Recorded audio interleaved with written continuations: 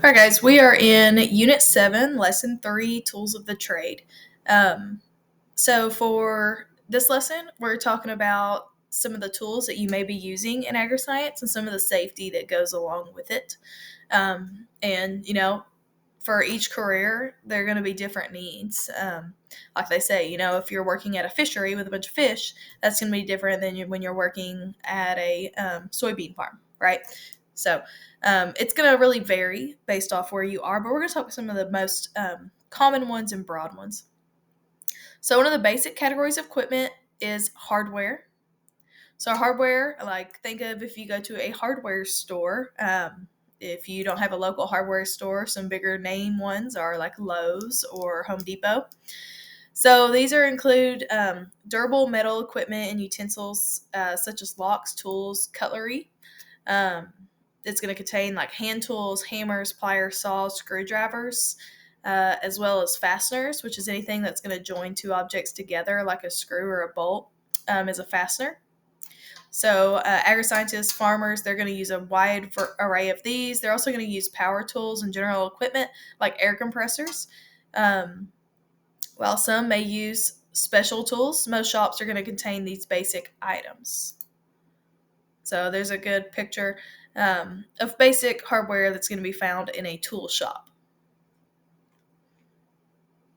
So, basically, if you think of when you walk into a hardware store, most of those things someone in agriculture is going to use at some point typically. So farm buildings include livestock barns, shelters, storage, machinery supply, workshops. Building materials can vary. There's buildings that are traditional wooden barns. We've got a wooden barn for our goats, and then my dad, he has construction business, and he has a metal shop where he can fit all of his equipment. So it's going to vary again. My grandpa, who's a farmer, he's got big grain bins, and so that's to store grain, wheat that he harvests. So all ag and food production requires attention to safety. So here's some basic rules across agriculture. So make sure that all equipment is properly maintained and put away. If you don't put stuff away, that leaves things out for people to trip on, to cut themselves on.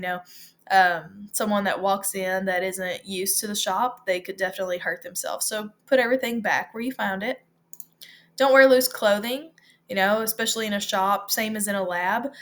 These can get caught in things. A lot of ag injuries can happen this way with like a shirt or jeans getting caught up in an auger, which is those things that spin on the back of a tractor that run certain equipment. That's just going to keep spinning. So if you get caught up in that, that's a great way to lose an arm.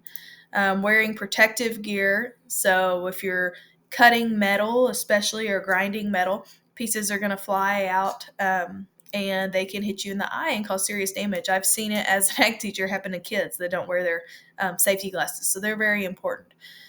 So wearing the appropriate PPE, professional protective equipment, is very important. And using tools how they're intended. So don't use tools for a wrong task. That's a good way to find yourself getting hurt. So like if you're using the wrong screwdriver, it could slip and it could hurt you. You may think you're saving time, but you're really not, especially if you get hurt. So those are just some basic guidelines for broad safety over tools that you may use in agri-science. So some power tools that are going to be used on the farm. So internal combustion engines are really popular on farms. They produce energy by burning fuel inside the engine themselves. So these are what you're going to see like in cars, to lawnmowers, small lawnmowers, cars. It's definitely tractors. It's definitely the standard engine that's found in large and small farm machines. So that's a good picture of an internal combustion engine. Everything's inside. That's what that means. It's powered by several different types of fuels. Gas is the most common. Even like a chainsaw, they're going to have a small engine. Um, Think of all your smaller tools, basically a lawnmower and below, or a car in car.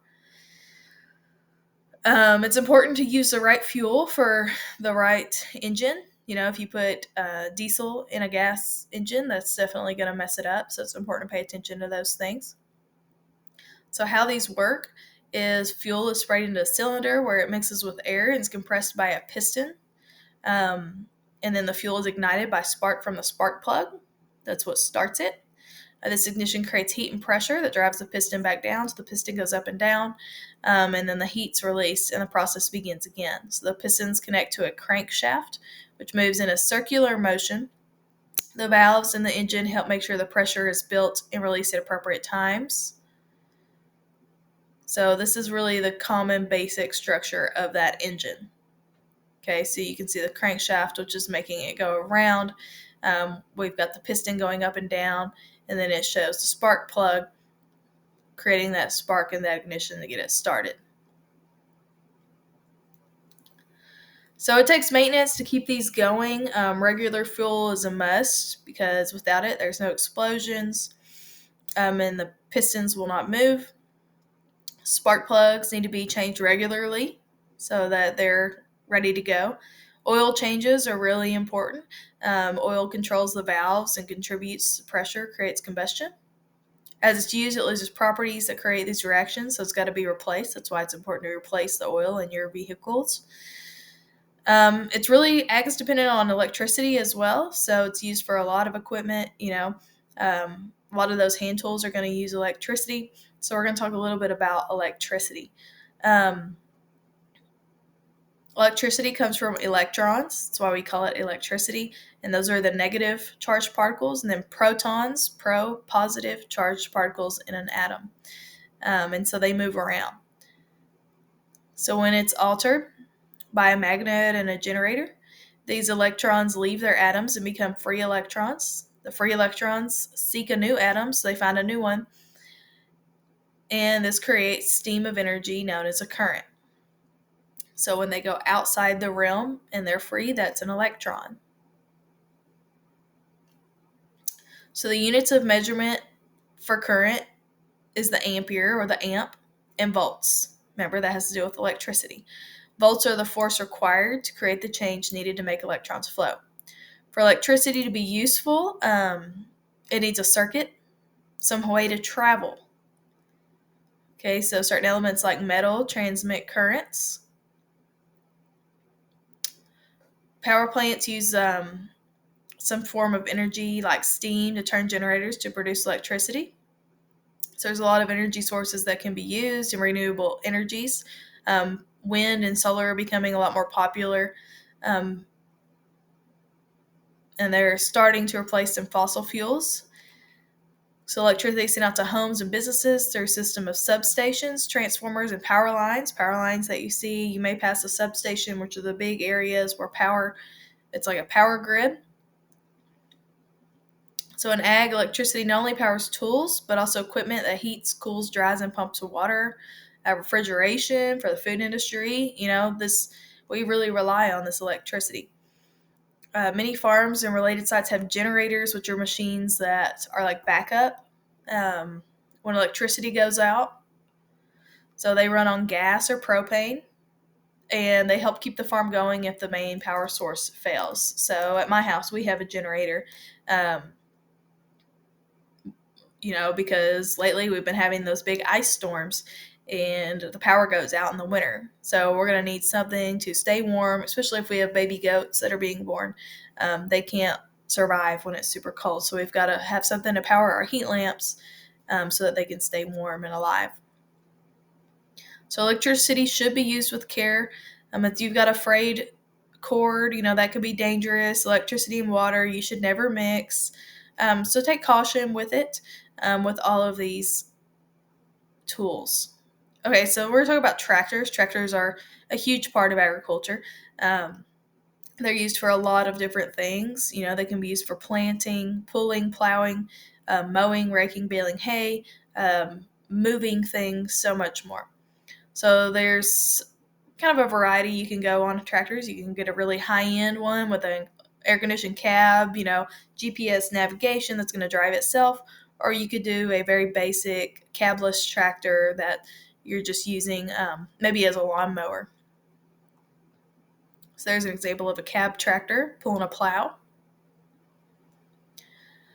So tractors are the leading cause of death of injury on the farm. So it's important you choose that those operating are skilled and they know what they're doing. Most people that work on farms, they learn to drive tractors at a very young age. I learned when I was 10. But you're also taught the safety of the tractor. So that's not advised if you don't have experience to just go in and drive a tractor because they are big and the leading cause of death in agriculture. So rollovers are the most common way to get seriously injured on a tractor. That's when the tractor just maybe you're carrying a heavy hay bale too high or something, and the tractor is going to roll over. So getting clothing or body parts caught in equipment is another way, like I talked about the auger. So it's really important with all of these power tools. Yes, they make the job easier, but they also make the job more dangerous. So make sure you're aware of safety and you're following those protocols.